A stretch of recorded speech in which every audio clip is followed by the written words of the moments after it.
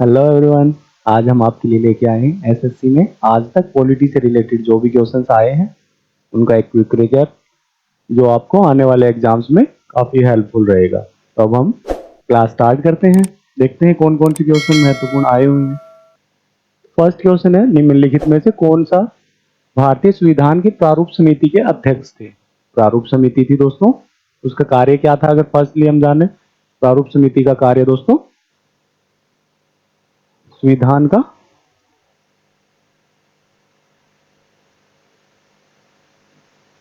निर्माण करना कार्य था। डॉक्टर बी आर अम्बेडकर इसके अध्यक्ष थे। अगर हम बात करें डॉक्टर राजेंद्र प्रसाद की, तो ये संविधान सभा के अध्यक्ष थे।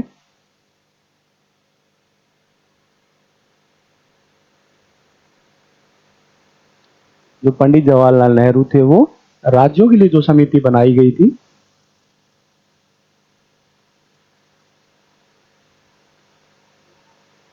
उसके अध्यक्ष थे दोस्तों। और जो प्रारूप समिति बनी थी वो दोस्तों कब बनी थी? प्रारूप समिति 29 अगस्त 1947 को बनी थी। तो आई थिंक ये आपके काफी क्वेश्चंस आपको इसमें कवर हो गए होंगे। तो अब हम नेक्स्ट क्वेश्चन देखते हैं। निम्नलिखित सदस्यों के 4 समूहों में से कौन भारत के उपराष्ट्रपति है? दोस्तों ये नोट डाउन कीजिएगा, उपराष्ट्रपति। उपराष्ट्रपति के चुनाव के लिए गठित निर्वाचक मंडल में कौन सा समूह सम्मिलित नहीं है?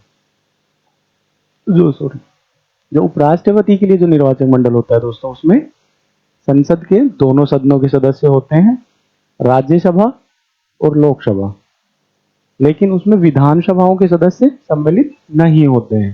तो आपसे यही पूछा गया था कि इसमें कौन सा समूह सम्मिलित नहीं है, तो संसद एवं राज्य विधानसभाओं के सभी सदस्य इसमें सम्मिलित नहीं है। तो नेक्स्ट क्वेश्चन है हमारे पास, भारतीय संविधान के किस अनुच्छेद के अंदर किसी राज्य में राष्ट्रपति शासन लागू किया जा सकता है? पहले तो हम देख लेते हैं, भारत में 3 टाइप की इमरजेंसी है दोस्तों, 3 प्रकार की।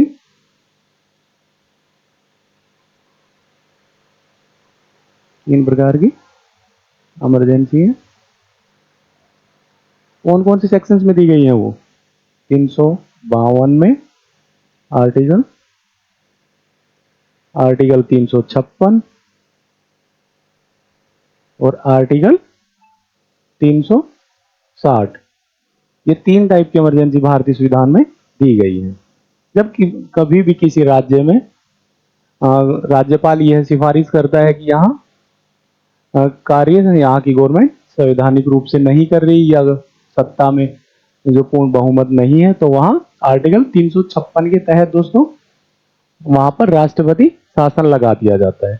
अगर हम बात करें आर्टिकल 352 में जो इमरजेंसी है वो, तो इसके तहत जब बाह्य आक्रमण हो जाए तो गवर्नमेंट ये आर्टिकल 352 का यूज करके इमरजेंसी लगा सकती है। आर्टिकल 356 में जो इमरजेंसी दी गई है, तो लॉ एंड ऑर्डर का फेलियर के तहत गवर्नमेंट राष्ट्रपति शासन किसी राज्य में लगा सकती है। अगर 360 की बात करें तो इसमें वित्त इमरजेंसी दी गई है दोस्तों, ठीक है, वित्त इमरजेंसी। आज ये एकमात्र इमरजेंसी है आर्टिकल 360 के तहत वित्त इमरजेंसी, जो भारत में अब तक एक बार भी लागू नहीं हुई है। तो क्वेश्चन बनता है कि वो कौन सी वित्त इमरजेंसी है जो भारत में अब तक लागू नहीं हुआ है? तो वित्त इमरजेंसी अब तक भारत में लागू नहीं हुई है।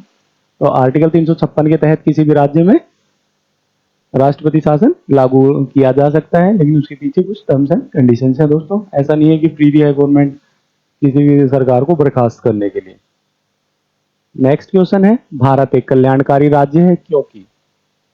इसके पीछे क्या रीजन है दोस्तों? भारत एक कल्याणकारी राज्य है, यहाँ योजना आयोग है, या फिर ये अगर भारत एक कल्याणकारी राज्य है वहां पर सार्वजनिक उपक्रम के साथ मिला जुला हुआ, प्राइवेट गवर्नमेंट सभी अपने तरीके से लोगों के कल्याण के लिए कार्य करते हैं।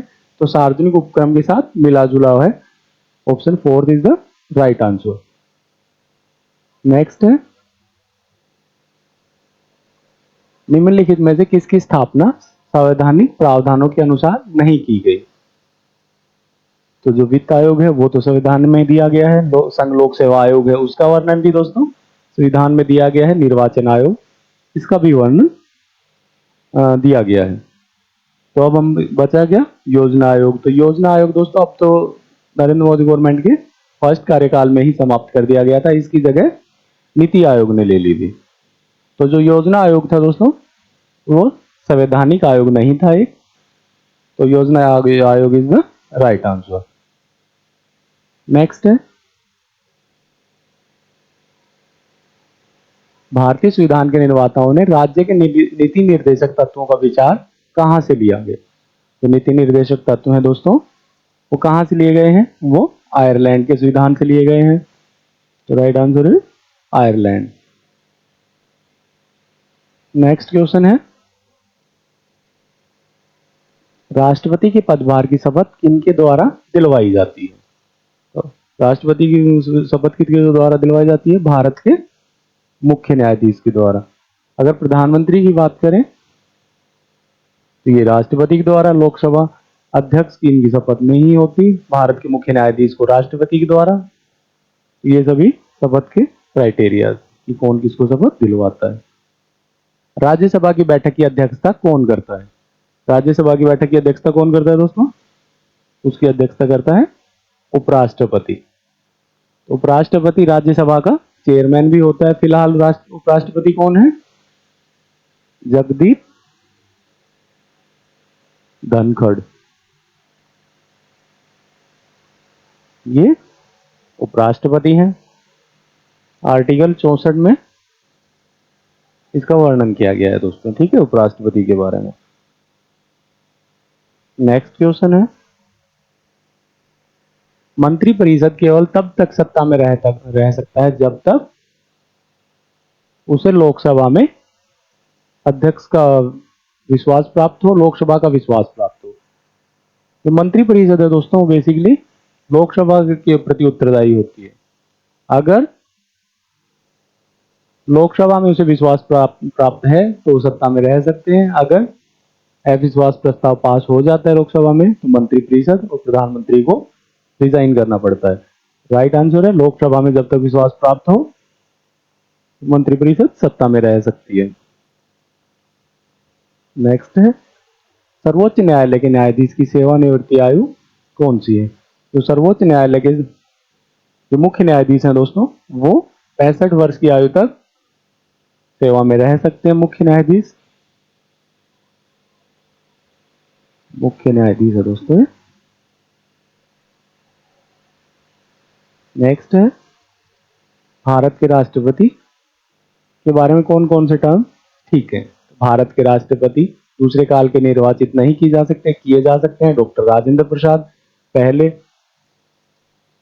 कौन थे? डॉक्टर राजेंद्र प्रसाद 2 बार कंटिन्यू राष्ट्रपति बने थे।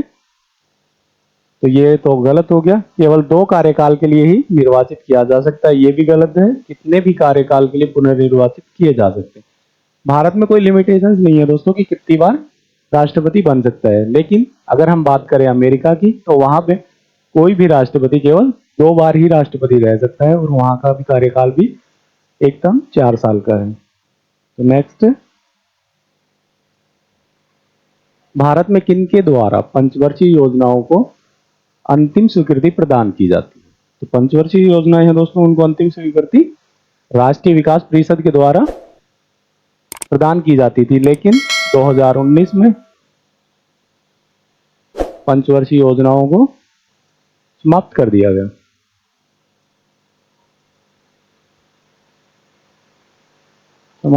गया। अगर आपसे पूछा जाए कि कौन सी पंचवर्षीय योजनाएं अंतिम थी तो 12वीं पंचवर्षीय योजना अंतिम थी। इसके बाद पंचवर्षीय योजनाओं गवर्नमेंट ने समाप्त कर दी। नेक्स्ट है, भारतीय राष्ट्रपति के विरुद्ध महाभियोग की कार्रवाई की शुरुआत की जा सकती है कहां पे? तो भारतीय उपराष्ट्रपति के विरुद्ध जो महाभियोग की प्रक्रिया है वो संसद के किसी भी सदन में शुरू की जा सकती है। और महाभियोग की कार्रवाई किस में दी गई है?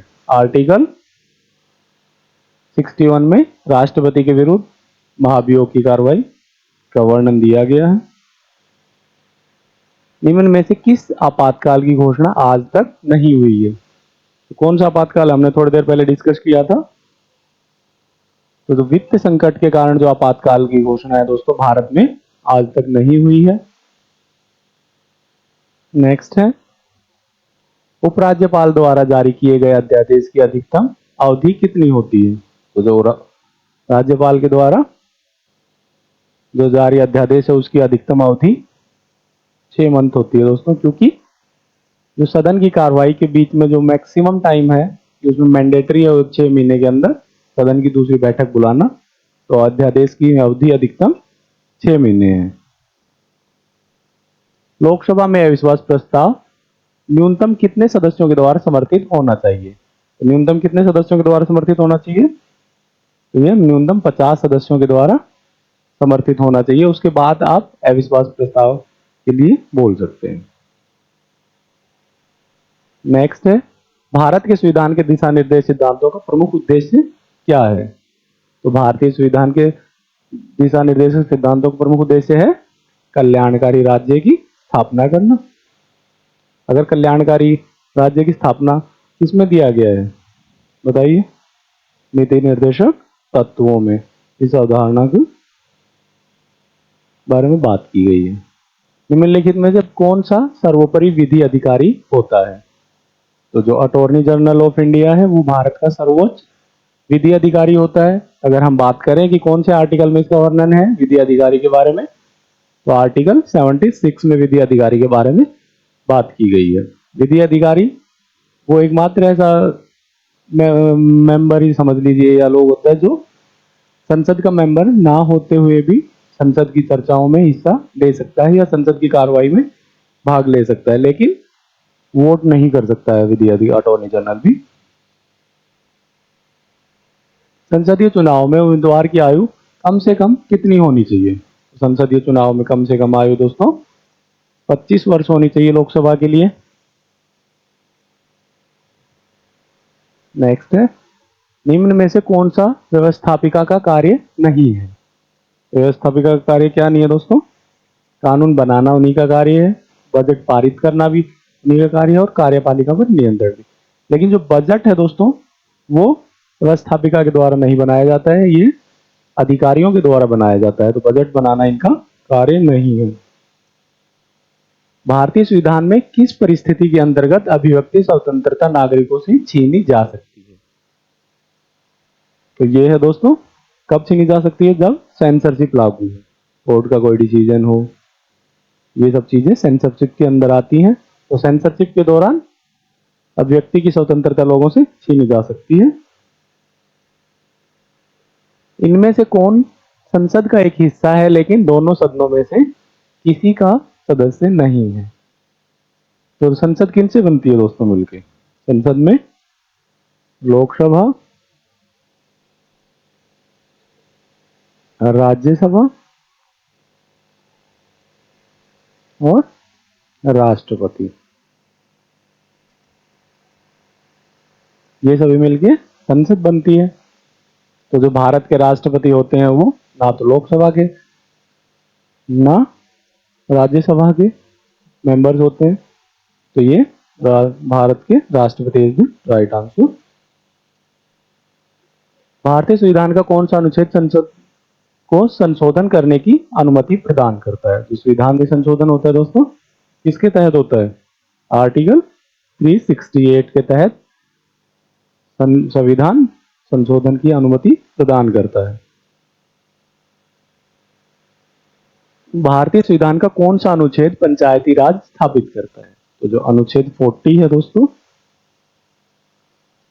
वो पंचायती राज स्थापित करता है, और इस आर्टिकल को गांधी जी के सपनों का आर्टिकल भी कहा जाता है, सोपन का आर्टिकल भी बोला जाता है। इंपॉर्टेंट रहेगा, पंचायती राज से रिलेटेड है, 40 आर्टिकल, ठीक है। नेक्स्ट है, भारतीय संविधान में अस्पृश्यता उन्मूलन किस अनुच्छेद में वर्णित है दोस्तों? तो जो है अनटचेबिलिटी जिसे बोलते हैं हम, वो अनुच्छेद 17 में वर्णन किया गया है। तो अस्पृश्यता उन्मूलन आर्टिकल 17 में है। नेक्स्ट है, भारतीय संविधान का कौन सा अनुच्छेद धन विधेयक को परिभाषित करता है? तो जो धन विधेयक है, मनी बिल मतलब, तो मनी बिल है आर्टिकल 110 में। ये डिसाइड कौन करता है कि यह मनी बिल है या नहीं? मनी बिल लोकसभा अध्यक्ष के द्वारा यह डिसाइड किया जाता है कि यह एक मनी बिल है या सिंपल बिल है, ऑर्डिनरी बिल है। नेक्स्ट है, सामाजिक समझौता सिद्धांत, ये दोस्तों पॉलिटी से रिलेटेड नहीं है। किस संवैधानिक संशोधन द्वारा दिल्ली में विधानसभा की स्थापना हुई? तो जो 69वां संशोधन है दोस्तों, 69वां संशोधन, उसके तहत 1991 में दिल्ली में विधानसभा की स्थापना हुई थी, लेकिन इसको पूर्ण राज्य का दर्जा प्राप्त नहीं है। पूर्ण राज्य नहीं है दिल्ली। अगर हम बात करें जैसे लॉ एंड ऑर्डर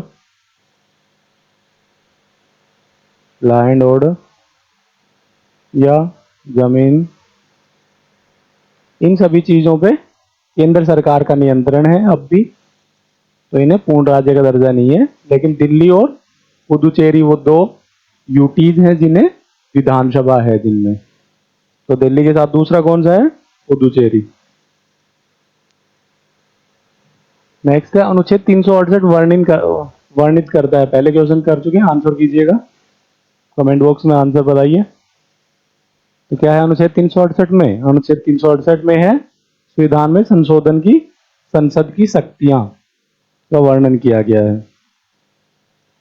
नेक्स्ट है, किस प्रकार की सरकार में लोगों को अपने स्वयं के शासकों को चुनने की अनुमति होती है? जैसे भारत में हम अपनी गवर्नमेंट खुद चुन सकते हैं। तो किस प्रकार का शासन है भारत में? लोकतंत्रीय, मतलब लोक का शासन, जनता का शासन, जिसमें हम अपने शासक खुद चुनते हैं।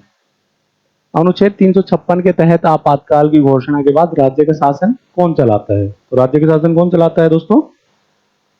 उस इमरजेंसी के दौरान राज्यपाल के द्वारा चलाया जाता है। वो एक राष्ट्रपति के एक रिप्रेजेंटेटिव के रूप में वहां पे कार्य करता है। नेक्स्ट है, राष्ट्रीय मानवाधिकार आयोग का अध्यक्ष कौन होता है? तो जो राष्ट्रीय मानवाधिकार आयोग है उसका अध्यक्ष कौन होता है दोस्तों? भारतीय सेवानिवृत्त मुख्य न्यायाधीश होगा। भारतीय सेवानिवृत्त मुख्य न्यायाधीश उच्च न्यायालय का होता है दोस्तों। ये उच्च न्यायालय का मुख्य न्यायाधीश होगा ये, ठीक है। उच्चतम न्यायालय का रिटायर्ड मुख्य न्यायाधीश भारतीय मानव अधिकार आयोग का अध्यक्ष होंगे। नेक्स्ट है, निम्नलिखित में से योजना आयोग का अध्यक्ष कौन होता है? तो योजना आयोग के अध्यक्ष कौन होते थे दोस्तों, क्योंकि योजना आयोग समाप्त कर दिया गया। प्रधानमंत्री इसके अध्यक्ष होते थे। योजना आयोग की जगह किसने ली है? योजना आयोग की जगह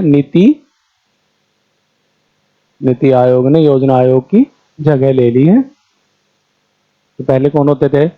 अब भी प्रधानमंत्री नीति आयोग के अध्यक्ष होते हैं, उसकी जैसे योजना आयोग के अध्यक्ष भी प्रधानमंत्री ही होते थे। सार्वभौमिक व्यस्क मताधिकार की अवधारणा के अंतर्गत क्या होता है?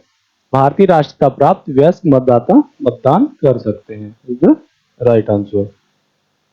नेक्स्ट है, लोकसभा द्वारा पारित जब कोई धन विधेयक राज्यसभा में भेजा जाता है तो इसे राज्यसभा के द्वारा कितने दिनों में या तो पास कर देना होता है या वापस करना होता है? कितने दिन में? 14 दिन के अंदर अगर राज्यसभा धन विधेयक को पास नहीं करती है या तो वो अपने आप पास मान लिया जाता है। तो लिमिटेड पावर्स हैं राज्यसभा के पास धन विधेयक के मामले में। और धन विधेयक की बात करें तो धन विधेयक कौन से में है? Money bill. अभी हमने देखा था आर्टिकल 110 में दिया गया है। और कौन डिसाइड करता है ये सब? लोकसभा अध्यक्ष डिसाइड करता है कि ये बिल मनी बिल है या नहीं है। याद रखिएगा, इंपॉर्टेंट है दोस्तों। भारत में किसी राजनीतिक पार्टी को मान्यता किसके द्वारा प्रदान की जाती है?